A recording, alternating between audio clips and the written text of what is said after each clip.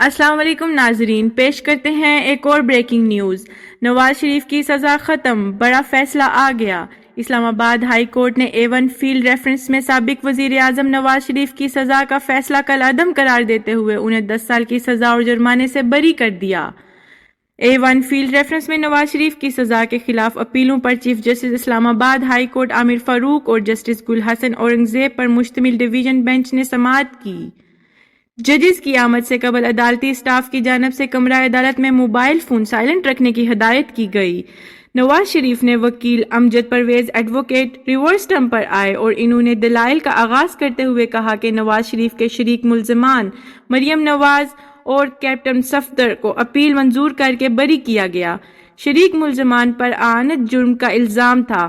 امجد پرویز نے کہا کہ اسلام آباد ہائی کورٹ سے شریک ملزمان کی بریت کا فیصلہ حتمی صورت اختیار کر چکا ہے۔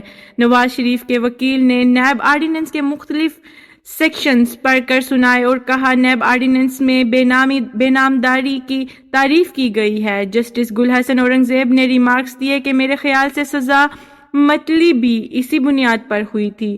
سزا معطلی کے فیصلے میں ہم نے سپریم کورٹ کے متعدد فیصلوں کا سہارا لیا تھا۔ سزا معطلی کے فیصلے سے تاثر ملتا ہے کہ جیسے اپیل منظور کر لی گئی ہے۔